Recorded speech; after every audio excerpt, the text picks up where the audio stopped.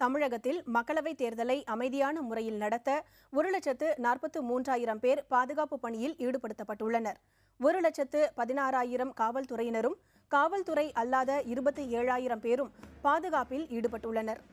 மொத்தம் உள்ள 60,818 வாக்குச்சாவடிகளில் 34,209 போலீசார் மற்றும் ஓய்வு பெற்ற காவலர்கள், முன்னாள் ராணுவத்தினர் உள்ளிட்ட 26,609 பேரும் பாதுகாப்பு பணியில் உள்ளனர். இது தவிர பதற்றம் நிறைந்த வாக்குச்சாவடிகளில் கூடுதலாக 5,000 போலீசார் நியமிக்கப்பட்டுள்ளனர். பதற்றமான வாக்குச்சாவடிகளில் நுண் பார்வையாளர்களை நியமித்து வலைதள புகைப்பட கருவி மூலம் கண்காணிக்க ஏற்பாடுகள் செய்யப்பட்டுள்ளன. வாக்குச்சாவடிகளுக்கு மின்னணு வாக்கு இயந்திரங்களை எடுத்துச் செல்வதற்கும், வாக்குப்பதிவு முடிந்த பின்னர் அவற்றை வாக்கு எண்ணிக்கை மையங்களுக்கு எடுத்துச் செல்லவும் 14,000 மத்திய காவல் படையினர் பணியமர்த்தப்பட்டுள்ளனர். இதேபோல வாக்குப்பதிவு இயந்திரங்கள் வைக்கப்பட்டுள்ள இருப்பறைகளும் வாக்கு எண்ணும் மையங்களிலும் பாதுகாப்பு பலப்படுத்தப்பட்டுள்ளது. அரசியல் கட்சிகள் வாக்காளர்களுக்கு பணம் பட்டுவாடா செய்வதை தடுக்க தீவிர நடவடிக்கைகள் எடுக்கப்பட்டுள்ளன. கூடுதலாக 189 பறக்கும் படைகள் அமைக்கப்பட்டுள்ளன.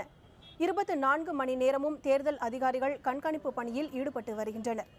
இதனிடையே சென்னை மாநகர காவல்துறைக்கு உட்பட்ட 4 மண்டலங்களிலும் துணை ராணுவப் படையினர் மற்றும் காவல்துறையினரின் கொடி அணிவகுப்பு நேற்று நடத்தப்பட்டது.